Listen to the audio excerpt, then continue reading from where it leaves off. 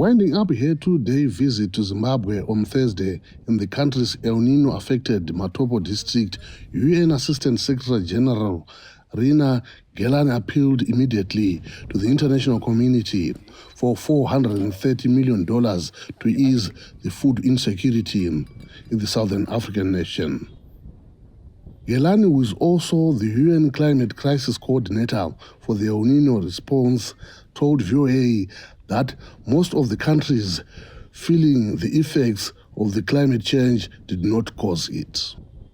Africa has only produced less than 4% of greenhouse gas emissions, and yet you can see here in Zimbabwe and then in these southern African countries, massive impact. We need to urgently be investing in communities and supporting governments on not only mitigating the climate crisis, reducing emissions, but also, because it's here today, helping communities to adapt to the changes that we're seeing. The naturally occurring El Niño climate pattern has affected southern African countries for decades, but the droughts have been coming more often and with greater intensity in recent years as global temperatures rise. One of those affected is Bekezela Dube, a mother of four, now depending on odd jobs to survive because all her crops were burnt by the sun. This year's rain season was really very bad, as we did not receive sufficient rainfall, and we did not manage to harvest anything from our field. Even watermelons failed to grow. The World Food Programme says 5 southern African countries, Lesotho, Malawi, Namibia, Zambia and Zimbabwe, have declared the drought a national disaster.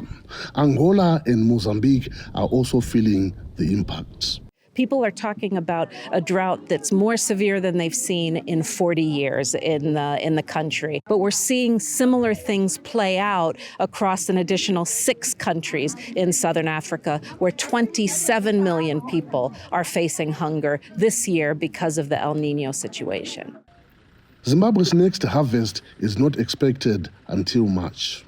Obey Chaputsira, a Matopo district coordinator, says Zimbabwe's government is trying to limit the effects of the drought in his district, where 45,000 people are getting free grain and throughout the country. We have also embarked on the program of drilling bores, because most of our bores, they are seasonal in the district, so most of them are starting to dry up. We have a comparative advantage that we have a lot of sand in our rivers, so we are extracting water from that sand and coming up with piped water schemes. The government hopes these efforts produce enough water for vegetable gardens to ensure communities have a balanced diet as they wait for the next rains expected in late October. Columbus Mavhunga, VOA News, Matopo, Zimbabwe.